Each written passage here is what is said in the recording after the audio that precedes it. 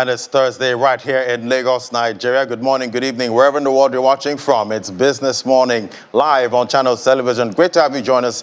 I'm Ladi Williams. First off, let's take a look at what's happening in the market. A big day for OPEC yesterday with the outcome of the meeting there. A massive 2 million barrels cut. That's talking about oil production. Now we see oil prices stabilize near 3-week highs after OPEC Plus agreed to further tighten global crude supply with a deal to slash production by about 2 million barrels per day, the largest reduction since 2020. Brent crude futures for December settled about 4 cents to $93.41 per barrel after settling 1.7% higher in the previous session.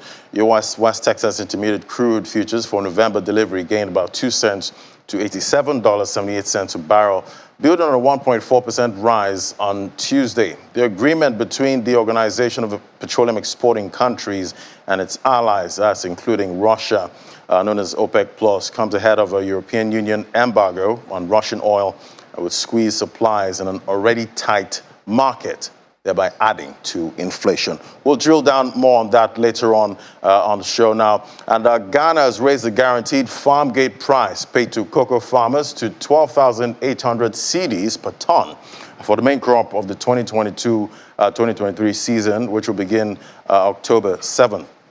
Up from 10,560 cedis for the last 2 seasons, it's according to the agriculture minister.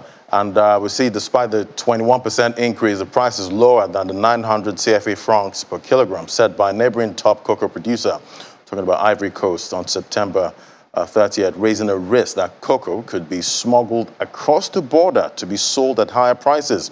Ghana's sector regulator, Cocoa Board, postponed the announcement of the new farm gate price, which was initially scheduled for October 1st. Reasons for the delay were not stated. And one of Nigeria's leading power generation company, Geregu Power, has listed by introduction its shares on the main board of Nigerian Exchange Limited, becoming the first Genco in the country to be quoted on the NGX. A statement released, the company says it listed a total of 2.5 billion ordinary shares at 100 naira per share under the utility sector and electric power generation subsector of the exchange. According to the company's board, the chairman, Mr. Femi Otedola, the development will ensure that the long-term growth of the company is assured and its benefits passed to its shareholders. On his part, the Chief Executive Officer, NGX, Mr. Temi Popola, commends the company's listing, saying he expects it will encourage other power generation and distribution companies to list their shares on the exchange. Meanwhile, Geregu's share price on the NGX jumped about 10% to close at 110 naira in yesterday's trading session. Meanwhile, the Senate has considered and approved the recommendations of the Committee on Finance on the 2023-2025 Medium-Term Expenditure Framework, MTEF, and Fiscal Policy. Among the recommendations approved for 2023 are the adoption of $73 per barrel as benchmark oil price, exchange rates of 437 naira to a dollar, and crude oil production of 1.6 million barrels per day and 1.8 million barrels per day for the 2024-2025 respectively. The Senate also approved 3.6 trillion naira for fuel subsidy, 16% inflation rate for 2023, as well as 3.75 GDP growth rate, among others. Do take a listen. In plenary on Tuesday, October 4th, the Senate President had read an official communication from the President requesting to present the 2023 budget to the National Assembly on Friday, October 7th. It was therefore imperative for the Senate to approve the MTEF fiscal proposal submitted by the Executive before the presentation. The chairman of the Senate Committee on Finance leads the debate. In 2023, the revenue share from the VAT pool and EMTL will be the same level as contained in Scenario 1, while the federal government is projected to receive 410.46 billion, the state to share 1.37 trillion, and the local government 957.73 billion from the VAT pool. However, the sum recommended for fuel subsidy generates a heated debate. To change this 1.7 to that 3.6, because that is what even the executive have proposed. That's what the executive have proposed in their submission. Is there that the cost of subsidy, if retained throughout 2023, was put at 6.7 trillion by finance and budget. The Senate then approves the document. With the proposed Finance Bill 2023 coming up with amendment the existing act of the above-mentioned agencies. Those in favor of this recommendation say aye. Aye. Those against say nay. The ayes have it. The lawmakers also approved the report of its committee on INEC and confirmed the appointment of the 19 resident electoral commissioners nominated by President Muhammadu Buhari. The nomination of Mohammed B. Noura from Yobe State is hereby confirmed as resident electoral commissioner for the Independent National Electoral Commission. Congratulations to all of them, and we wish them the best of tenure, and Nigerians will be looking up to them putting their best during the 2023 general elections. The Senate also mandated its committees on works and FEMA to liaise with the Federal Ministry of Works to ensure all roads currently in bad shape in the country are fixed before the Christmas season.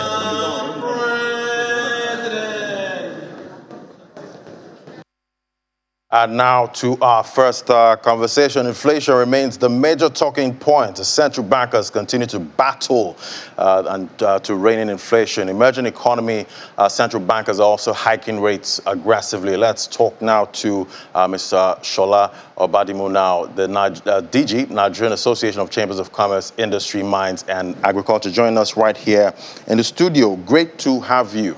Thank you very much, Ladi. And I'm guessing congratulations are in order with your appointment as DG. That was last month, I believe. That was last month, yes. Congratulations. Great to have you.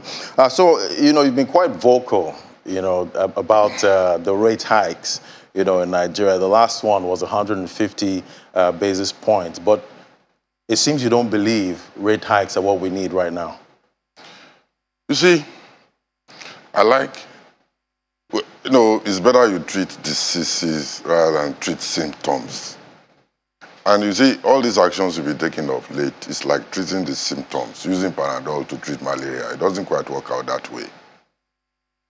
And one of the things you sent to me yesterday had to do about this stagflation thing that I mentioned. You see, when you have a combination of persistent high inflation, right, and then high unemployment, however, there is a stagnation in demand level. People's purchasing power is not really improving. There are cries for wage increases left, right, and center. But even that is not a solution to the problem of purchasing power in itself. It's usually a short-term solution. You do that while you are working hard at solving the deep-rooted problems that you have. So when you think, and it hasn't worked, increment in rates hasn't worked. We've seen it. You don't think it needs some time to actually, permeate through the economy? There are things you do while you are still working to solve deeper problems. So the deep-rooted problems we are not addressing. Why do we have this kind of situation in which we have gotten ourselves into, for instance? Nobody is talking about that. And when you raise rates, it's usually, for example, for businesses, for instance, who have to source for loans, money. Cost of money now, openly in the banking system, is about between maybe 20 to 25%. But if you put money into the banking system, you get about 2%, 3%. So the disparity in rates, it's abnormal. It doesn't happen in a healthy economy. So, but that is not really the only issue. We also have high disparities in other areas. Foreign exchange rates, for instance. How much is a naira worth? Nobody really knows. If somebody is going to invest in this economy, he wants to know how much a naira is worth in dollar terms. We have the official window. You have the official window. But, you've got to... Why can't we harmonize the rates and have something that people outside can look at and say, what's the point in having a rate that everybody cannot have access to? They say in law, a law that is not likely to be obeyed is as good as no law. So a rate that is not accessible to everyone is not really a fair rate, I don't think. So these are the issues that need to be addressed. And until we solve the deep-rooted problems, yes, people angling for wage increases and so on, they will get something. But if you take the time it takes you to negotiate to get a wage increase, if you compare it with your prices at the beginning of your struggle to the prices at the end of your struggle, at the end of the day, if you net it out, I'm not sure you really have any race at the end of the day. Right. And looking at, let's go back to the rate hikes. Now, even central bankers globally, they seem to be, scratching their head right now on how to also, battle inflation in their countries. But we're seeing them, hiking rates, aggressively. And some quarters have said if we do not, also match, the rate hikes here, that would, impact the investment coming into the country. So it looks like the CBN is in a tight corner. I don't really believe so. I was with some foreign envoys yesterday, and their own concerns were quite different. They were worried more about, about knowing the true value of the naira, and then the ability to repatriate funds by companies who are putting money into this system. So those are the key issues for them. Of course, added to the issue of infrastructure and insecurity that we have been battling for so long. So those are the key issues. Not, the government has to deal with the two key issues. The issues that are likely to bring investments in, both internally and externally. Because people who have money within this system, are they keen to invest inside this system? They are taking monies out. That is a problem in itself. If our own compatriots are taking money out and we expect external people to bring money in, does it make sense to you? So these are the issues. It is when outsiders see that people who have money here are willing to put their money inside the system, it encourages them also to bring their money in. You understand what I'm saying now? So we should address that situation that will encourage people to put money into this system. And then, of course, issues that will not aggravate or increase the cost of doing business, And that's why we come to infrastructure and insecurity. Right. Where, if those ones are not there, it increases your cost of doing business. But if things are more transparent, and then we are able to, look at these issues all over again, people will have more confidence in the system. And of course, there are other issues like the rule of law, the justice system, if you are unfairly treated, something you can resort to and get some sense of fair treatment. Right. So those are the things that external people, foreigners, look at. But what would you like to see, from the MPC come the next meeting? What kind of policies would you like to hear from them? I don't know how they want to address the system, the situation. But I know they are worried too. Yeah. Only maybe they haven't found a solution yet. But you see, the fillers, they are not going to manufacture things themselves. They are getting fillers from outside, and these are the things they will take into consideration to make whatever decision they want to make. They are only responding to situation. And that's the reason why otherwise we will keep on hiking these rates, and they keep on going up. And then where does it Because end? I try to imagine, hypothetically, let's say inflation doesn't peak at some point and it keeps going up.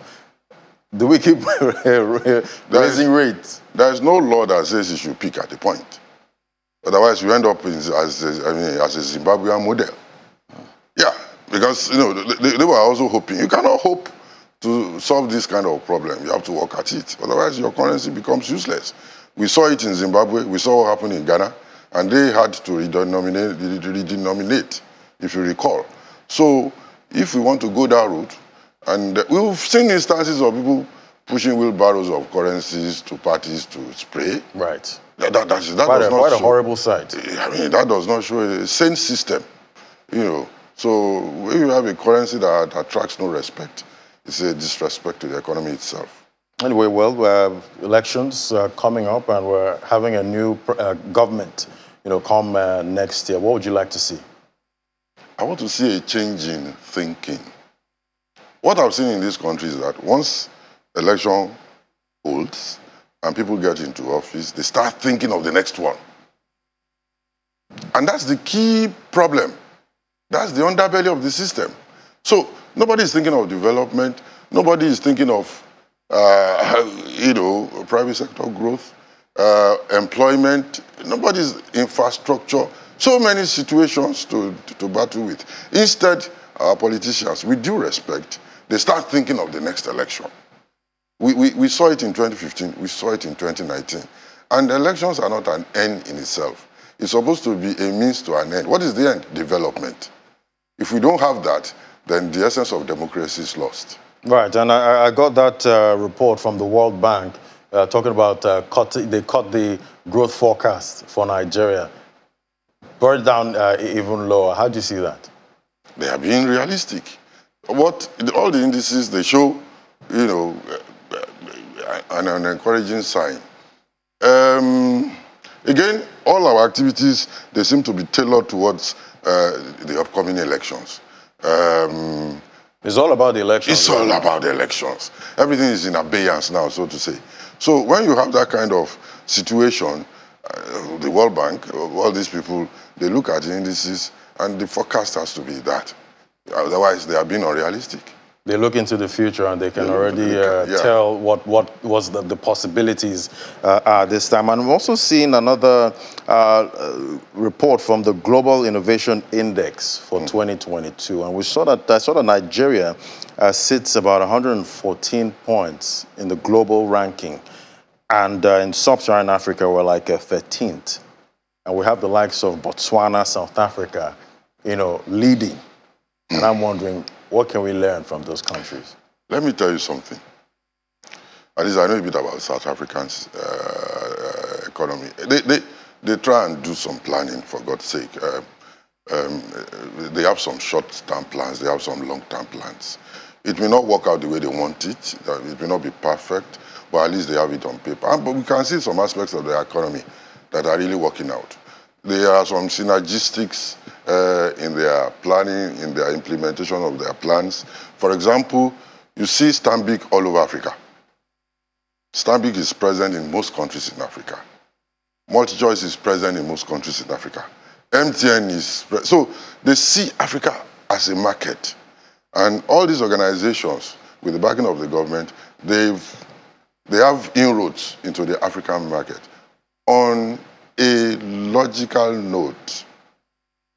We have none of that. There are rumors that the Federal Ministry of Finance is planning a 2023 budget without any allocation, possibly, for capital expenditure. How does that work out? And of course, when there are rumors that 6.7 trillion is supposed to be allocated for fuel subsidy, and then you have debt servicing, if your whole budget is consumed by whatever is going to debt servicing and all subsidy, then you have an empty economy. Right. So what do you hope to get out of that? The subsidy debate keeps raging on at this point. So without any input in capital expenditure, where are you going to? Anyway, so much going on right now. And I'm sure, manufacturers, business owners are going through a lot, at this time. But what can we expect, from NASIMA going forward? We keep arguing for government to take note of factors that will ease doing business, that will encourage people to invest their money, both Nigerians and non-Nigerians. And that's why I've spoken about my conversation with some envoys yesterday, the areas of concern. So I think, like I said, let's think less of elections on this 4-yearly basis. And the administration in power, either now or next, should also think more of the development of Nigeria on a continual note, not just focusing on a 4-year tenure and see how that benefits your party or your individual interests. Let's think more of the coming generations. More of the coming generations and Nigeria first, I believe. Yeah, Nigeria. Thank you so much, Mr. Shola Badimu. DG NASIMA, it was great having your perspective on the program today. Thank you so much. And congrats again. Well, that was the talk about Nigeria inflation there and how we can solve the issues talking about inflation. But now we're heading to a break, and when we come back, commodities market update is next. We drill down on that OPEC plus output cut. That's in a moment. Just stay with us.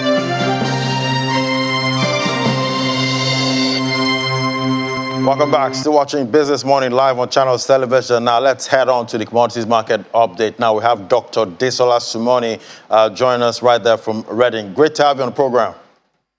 Hi, Ladi. Thank you for having me on the show today. Yeah. So the last time we spoke, we were talking about a possible output cut of about 1 million. But there we have it. It's official. It's 2 million barrels per day. Was this in line with your expectations? Thank you for that question, Ladi. This came as a surprise to me and to the markets, as a matter of fact. OPEC, we expected a cut of about 1 million barrels per day starting next month, but OPEC Plus surprised everyone and agreed to cut output by around 2 million barrels per day. And you could see the surprise in the market. Prices increased quite sharply, once the announcement was made to, I think, around $93 per barrel.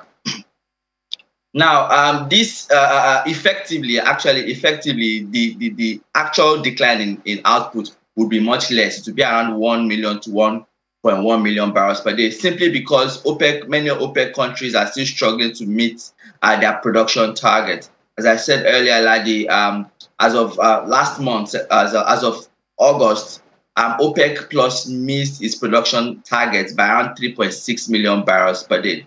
This, nonetheless, I think the West is not happy. A lot of countries are not happy with the sharp cuts in production in production from OPEC Plus, because this is likely to keep oil prices elevated. I mean, some analysts have already forecast that oil prices are likely to reach around $100 per barrel in the coming days. So this, this production cuts is likely to keep prices elevated, which is also going to keep, it's likely to keep oil prices elevated, which is going to keep petrol prices elevated in many countries, as well as it's going to keep inflation elevated as well, which means that, the tightening cycle and the tightness in the financial system the global financial system that we are experiencing currently is likely to persist even longer. And talking about rising prices, it seems like OPEC doesn't care about inflation right now. I mean, in inflation where, right? OPEC is probably, in many oil exporting countries, they're not really experiencing high inflation as other developing countries. So it depends on where, where are we seeing this hike in inflation. For OPEC, I think one of their rationales is to kind of, because oil prices was already declining from the highs it had reached earlier in the year, and for them, this was a means to, stabilize the market. At least that was the justification they are giving for the oil price, the cuts in their production. Obviously, it's going to hurt a lot of oil importing countries, particularly in the US, because of gas prices are currently high and they're likely to remain elevated given the cuts in production from OPEC. Now, we know Biden is not, going to be happy, is obviously not happy, with this, even though, the U.S. stands to gain, from rising oil prices, but he wants some stability in that market. But let's bring it down here now. How's this going to impact Nigeria, really?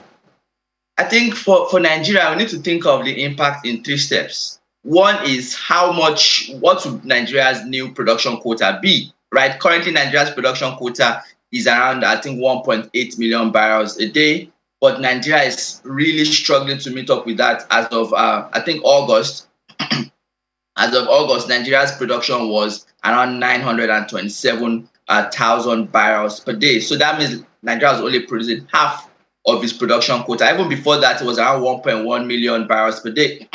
So that shows that, Nigeria is kind of struggling. I think that the revised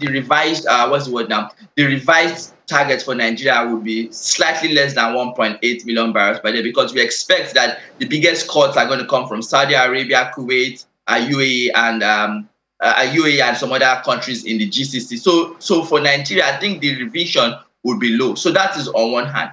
On the other hand is how much Nigeria is going to be able to, gain from this higher oil price environment. Like I said already, Nigeria is not able to, meet its production quota, production target. So even though the prices in the global commodities markets remain elevated, and Nigeria is not able to really reap the benefits. And I think that's also because of issues of vandalism, issues of or theft of oil and years of underinvestment in oil infrastructure. So these factors mean that Nigeria may not be able to fully reap some of the benefits of this higher oil price environment. I mean, I read a paper last week saying that, Nigeria is considering to reopen the Trans-Niger pipeline, which supplies, I think, around 180,000 barrels of oil, and that has been under force majeure for about 6 months. So if that is reopened, I think that can contribute to Nigeria's oil production. Right, and the oil theft issue, that's another story for another day. But, we've heard about the cap, the price cap on Russian oil, and we know Russia is not having it. They're not having any of that, at this point. But it looks like oil prices, with what's happening with Russia, it might break that all-time high soon. I think for now, oil markets are going to remain volatile as long as Russia continues its war in Ukraine, and the West continue to mount sanctions on Russia. So I think, given that context or given that backdrop, I think oil prices are going to remain quite volatile and also elevated in the near to medium term. Like you said, so the G7 are considering, in principle, they've agreed, some sanctions on some caps on Russian oil, on Russian oil exports, and like you said, Russia has come to say that, anyone who wants to buy our oil at a cap are not going to sell to them. So there's this kind of tug of war, tussle between the West and Russia. The West wants to, punish Russia for its war in Ukraine, and Russia is kind of like resisting it because, because the West feels or believes that, oil essentially contributes to provides financial resources for Russia to continue to carry out its war in Ukraine. As a matter of fact, oil exports account for around 45% of Russia's total revenue. So it's quite huge. And so that is what is happening. So I think that as long as this tussle continues and as long as Russia continues its war in Ukraine and the West tries to mount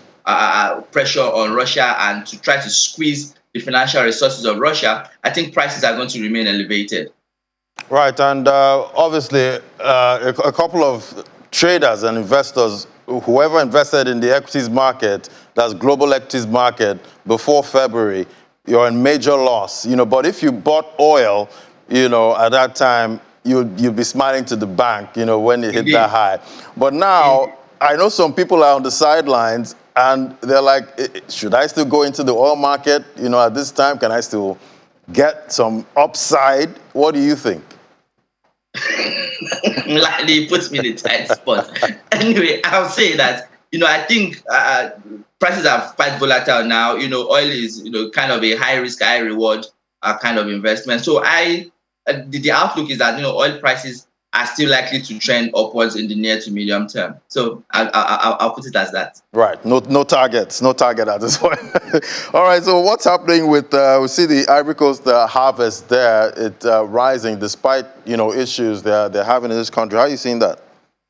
So Ivory Coast is the biggest producer of cocoa in the world. And earlier in the year, they had issues with excess dryness, which, they expected to affect the harvest of cocoa in the country. But surprisingly, the latest numbers coming from the Ministry of Agriculture in Ivory Coast suggest that, for the 2021-2022 marketing year, Ivory Coast harvested around 2.2 million tons of cocoa, which was up around 2% from the last marketing year, where they harvested about 2.1 million tons of cocoa. So they saw, they expected lower harvest, but I think surprisingly, the harvest came in larger than expected. And that is also having an effect on prices because of this huge increase in supply and this bumper harvest coming out of Ivory Coast against expectations of, lower harvest. I think cocoa prices now in the global markets are trending lower. And we also see wheat prices also tending downward, despite what we're seeing in the Black Sea. Do you think this downtrend will continue? Because I don't know. I feel like commodities are still going to remain really high. Yes, Ladi, you are absolutely correct. Because of, I think commodities market generally are in a very, very volatile period now. So, and they are driven by big sentiment, but particularly the Russia's war in Ukraine is a very big driver, particularly because both Russia and Ukraine are very huge exporters of wheat. So I think that the price of wheat, even though it is trending downwards now, I think it's going to trend back upwards in the near to medium term because of this Russia's war in Ukraine. I think it's still going to trend upwards in the near to medium term. And what's happening in the domestic commodities market? We're seeing the price of Gary rice tending upward, but beans seems to be going down.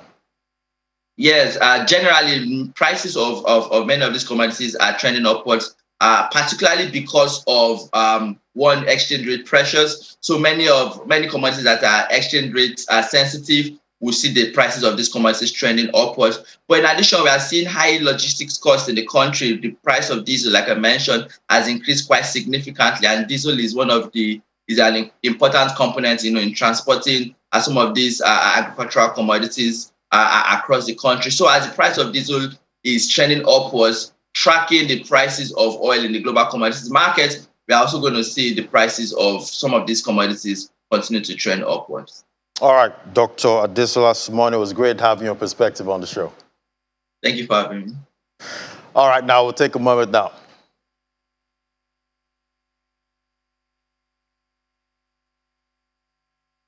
All right, now let's look at how your money performed yesterday. Talk about the equities market. Let's bring in Anyete now to bring us up to speed. Anyete, it was a bearish close yesterday. Good morning, Ladi. Good morning, but Yes. But it was quite mild, 0.09. Yeah, Not it was so mild. bad. But it's interesting to know that at intraday yesterday, the markets, the all-share index of the NGX, it was oscillating in between the 49,000 level and the 48,000 level. That's what you call the struggle between the bear and the bull. But of course, at the same time, the market just it tilted to the red. But interestingly, because of the landmark listing of the NGX system, the first power utility company on the NGX, so the market was able to gain more than 220 billion naira at the close of midweek trading session. We might as well call it a Geregu day yesterday. It was a Geregu great day. Exactly.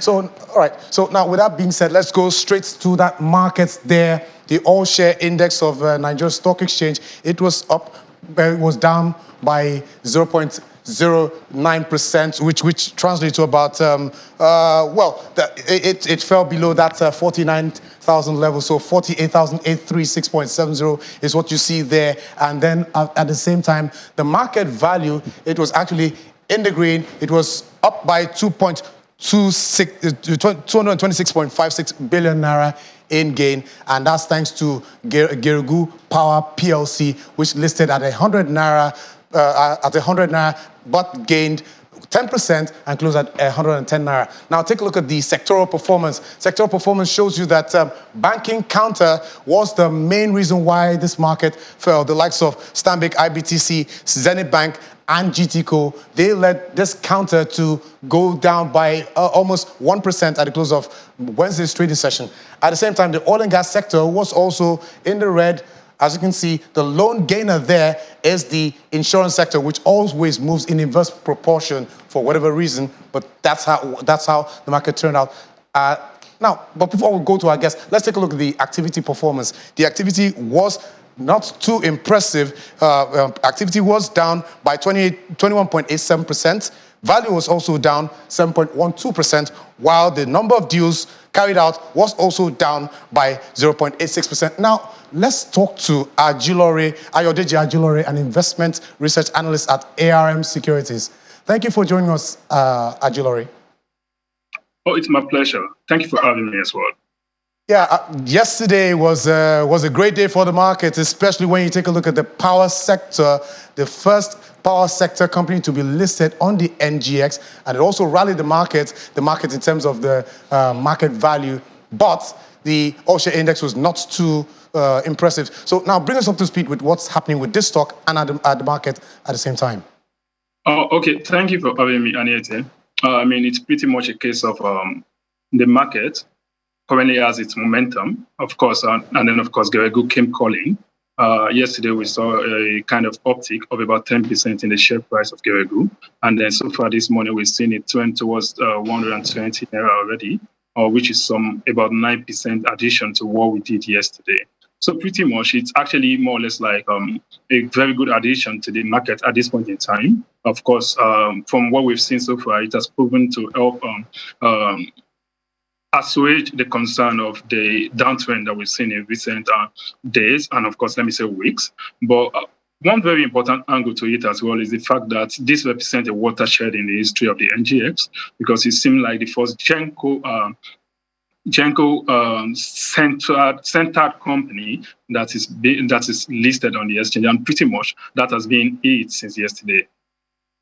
Okay, now, when you talk about the power sector, or the power generation company being listed, do you see this, attracting other power sectors? Don't forget that we have other power generating companies which are not listed, and this is the very first. Now, do you see this attracting them to be listed on the exchange in the short to medium term? Okay, with this, we have about 5 orders. They were seized at the point of privatization in 2013. So I think it might actually also represent an opportunity for them to get listed. Now, that may take us to a completely different conversation with regards to listing and how it helps the public to look into these companies more. For instance, just about yesterday, since the news of Geregu's listing filtered into the market, what we are seeing is that there's been more scrutiny, especially with regards to their financial statements. But pretty much, we should see some of them if the incentive that motivated this particular listing is something they are considering. I believe we should see more of them coming on the NGX. Now, we know the issue of corporate governance seems to be one issue which the NGX always tackles. Now, do you see this stock having that issue at the moment, or maybe in the future? We know that it's mostly owned by Femi Otedela, who was a previous majority stakeholder in Forte Oil. Now, do you see the issue of corporate governance creeping into this? Practically, there's no sight of that as we speak currently. Perhaps in the future we can't say, right? There's no crystal ball. But as a matter of fact, as we stand here today, there's nothing pointing towards that direction, if you ask me. Okay, so now let's go away from Geregu. How is the market performing at this moment? Is it back in the green, or are we still seeing the bearish sentiment persisting as we speak? Oh, pretty much the bearish sentiment is expected to persist, and that's on the back of the most recent issues around when you consider the fixed income market and the elevated yield within that space. That pretty much set the tone for investors to rotate out of the equities market and then, of course, go buy risk-free asset at a higher coupon, if that is at the auction, or at a higher yield, if it's in the secondary market. So pretty much from where we stand at ARM Securities, we have spoken to the fact that we expect the bearish sentiment to actually prevail in H2 2022. But 2023 will now be another case differently. But for now, in H2 2022, we see the bearish sentiment prevailing. Of course, investors will come around and go about value hunting, but we do not think that will be enough to particularly change the trajectory for H2 2022. But overall for the year, where we stand is that the performance we've seen in H1 2022 will be enough to project the NGX in the positive territory come the end of the year. Okay, Ayodeji, one last question before I let you go. What would be your stock recommendation for investors who are willing to put their money where their mouth is at the moment? Oh, pretty much. One of the things that we highlight when it comes to matter of this nature is particularly to look at the economic cycle that we are in, and then, of course, focus on the sectors that is expected to profit therefrom, you understand? We might not be able to zoom down on companies, particularly on this call, but one very important thing you should look at is when the economy, like we saw from the Q2 2022 figure, is showing symptoms of a slowdown, right? There's a need for investors to take precaution in the case where we have a recessionary turn of events. Pretty much we feel defensive tickers are in a very good place to actually help investors optimize value currently. We also are of the opinion that within the financial services space, banks, for instance, that are in a place where they can optimize cost of fund. Minimize their cost with respect to the deposit they take, amongst other things, will be in the place to benefit from the upsurge that we are currently seeing in the yields direction. Okay, and so we should not also forget, there's the telecoms players that are proven to be resilient over time. So all of those things coalesce into what we have as our view towards the end of the year, and of course towards the first quarter of next year. now one more final question before I let you go. Still, why are banking stocks continuing to go on the downward trend? I think it's pretty much about priorities as we speak, right? And then, of course, you look at where these stickers are. The momentum around them is not really that good. But one thing you can't take away from them is that they've proven over time that they always find their way back. But very importantly, you ask the question of why they are on the downtrend. I think it's about the overall course of the market. I think it's not something that is particularly tied to them. Of course, there is also the place of knee-jerk approach to new information in the market. We pretty much have seen what the CBN did with the 30% MPR for service interest rate. We have also seen in recent months a development that could speak to fair value losses on their books, especially when you look at the fact that interest rates are rising so fast. But we believe some of these banks have been proactive with respect to their portfolio management and alignment of the asset they have on their books with respect to the liabilities. And then we think those banks will still turn out decently. Don't forget, consistently over the last 5 years, we can actually speak to some of these banks that have consistently paid dividend to their clients, owing to the fact that they've been able to prove resilient and, of course, post modest results. Okay, thank you, Ayodeji Ajilore, for that wonderful analysis. And we will keep our eyes on the market as usual, Ladi. So, Ladi, I think let me still continue with the market now, moving from the equities market to the unlisted securities market. At the NSD OTC market there, it still continued to be on the downtrend. 0.23% is what it lost on Wednesday. That's in contrast to what it lost the previous day, 0.60%, which is due to profit taking by investors in that space. At the same time, the market value also, it went down slightly to 960.50 billion naira. Now, when you take a look at the value, in terms of the volume of transactions there, it rose by 40.52% to 41,217, while the value is up at the same time 2.12 million naira. But then the total securities traded there is just about 4. So that's that for that market. Now, the reason why that market was down was because of Friesland Campina, which fell by a marginal percentage. But at the same time, it was also the most traded securities on that market space. Now, let's move over to the fixed income market. At the fixed income market, is bearish sentiment there. Nothing too much to smile about. But when you take a look at the board there, April 18th, 2037 paper had the highest number of deals, 13 as you can see there. And then the cumulative number of deals carried out there across that market was 24 at a value of 14.42 billion naira. Moving over to the Treasury bills market, this is how it turned out. Total number of deals carried out there was 7, and the highest concentration was on the 7th of September 2023 paper, which had just 4 deals at 26.96 billion naira. So, Ladi, that's it for that market.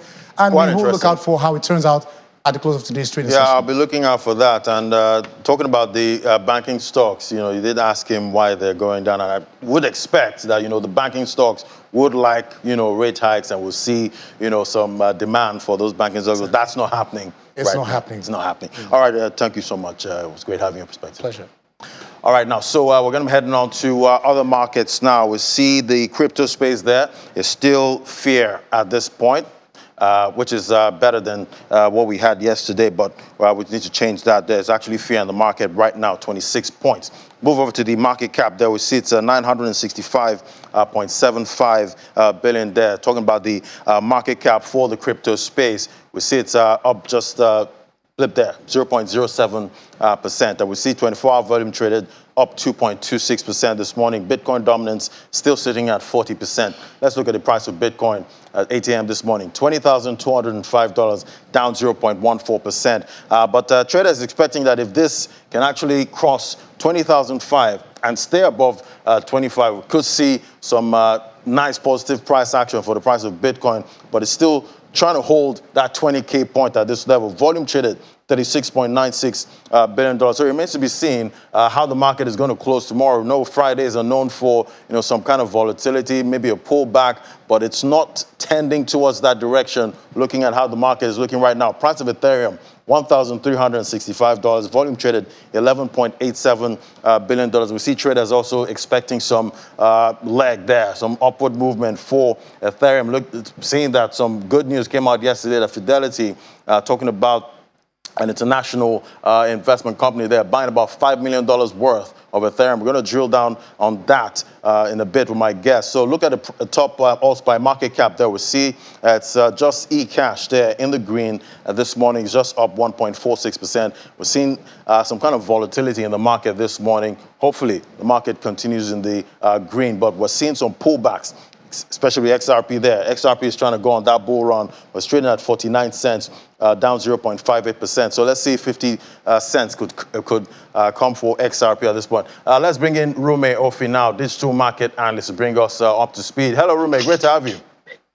Good morning, Laddie. Yeah, so morning. Good to have you, Rume. So we're seeing some good news there coming for Ethereum. We see Fidelity buying about $5 million worth of Ethereum there. Are institutional investors starting to take all that money that's on the sideline? Is it starting to come in? Yes, institution, we see something good and jump on it. Fidelity is quite big, and I really don't see it as one of those big news, right? The $5 million is quite big, though, but the market has actually grown really well. And I think it's just one of those things that we'll see coming in future years to come. Right, and I'm wondering if other investment companies are going to follow what Fidelity is doing. But now let's look at another big report I saw yesterday. I saw that 90% of the world's banks are exploring CBDCs, that's central bank digital currencies. Some people are bearish on this. Some people don't like CBDCs, but others feel CBDCs are actually needed. We've seen some actually say that this would be some kind of control on people. What do you think?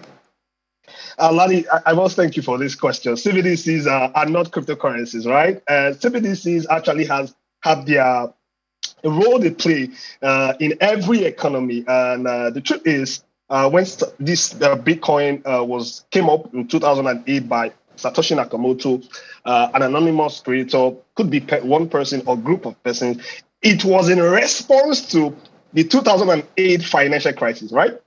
But CBDCs are in response to Bitcoin and some other cryptocurrency. For example, like China came up with developing their CBDCs, which is the digital yuan, in 2010. Also, let's not forget that Facebook also came up with kind of digital payment thing, Libra, but it didn't see the light of the day. But that gave an insight to the US on coming up with a digital dollar, which they are talking about. I think Indonesia also came up with plans for that after the bull run of Bitcoin in 2017. But all of this put together, the truth is, one is centralized and one is decentralized. What I mean is they use certain technologies. For example, the blockchain, few words I would like you guys to understand that the blockchain, distributed database and distributed ledger technology.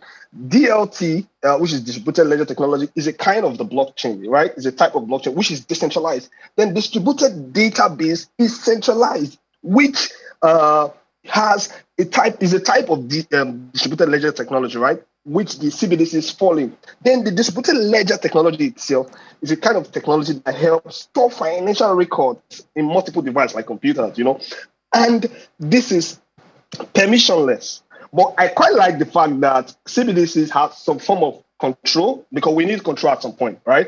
It will help the central bank to destroy money and also issue money. And, there are wholesale CBDCs and there are retail CBDCs. But there's some things I would like to talk about. First and foremost, what CBDC will do is it will freeze CBDCs holding. If we start using CBDCs, for example, today, maybe there are issues here and there in someone or maybe group of persons, CBDCs can be freezed. It also will give limits to central bank or those that are facilitating the issuance of CBDCs, maybe the commercial bank. Then it will set also limits and dates for CBDCs, so there should be expiring date at some point. Then it will set location limits So maybe if you're in the particular location, there should be some amount of CBDCs that will be allocated to you. Set time limits. There's also time limit for CBDCs. There's also certain amount to be sent. So you can't send certain amount of money using your CBDCs. Then you also give, I think government is going to like this very well because it also automatically tax your CBDCs. If you have CBDCs, there's no point of saying, oh, they'll just remove your tax automatically. Rumi, it can also... Rumi, Yeah, what about the issue of government spending? You know, that has been an issue, you know, where government is actually allocating funds to. How do you think CBDCs will actually help us, help with transparency and maybe corruption? Fantastic, Larry. CBDCs are going to help to be able to see where funds are going and also flag or block transactions immediately because they see where the money is going in and out. You know, so these are the qualities of CBDCs will also give the financial heads, for example, like the central bank and the Fed in the US, is going to give them direct access to what you use that money for. For example, what you are buying with certain amount of CBDCs leaving certain account. You know, so it gives some kind of control. You know, at some point they should be controlled in the same society. So when it comes to finance, I think this will play some role. But the truth is, it is in response to Bitcoin. Okay. All right, Ruma, we'll keep watching to see a time where maybe CBDCs have taken over globally. Thank you so much, Ruma. Thank you very much, lad. It's a pleasure. All right. Well, that's it for the markets. We see the crypto market is still in limbo right now, and we're watching other markets too. And there's a lot of macro economic matters there pushing markets at this point. Well, that's the show today. Thank you so much for watching. Don't forget to join us at 1:30 for Business Incorporated for more updates and the world of business. And you can watch this again on our YouTube channel. Just go on YouTube and search for Channels Television. Flip over to videos and you see other shows. Thank you for watching. I'm Ladi Williams. Bye for now.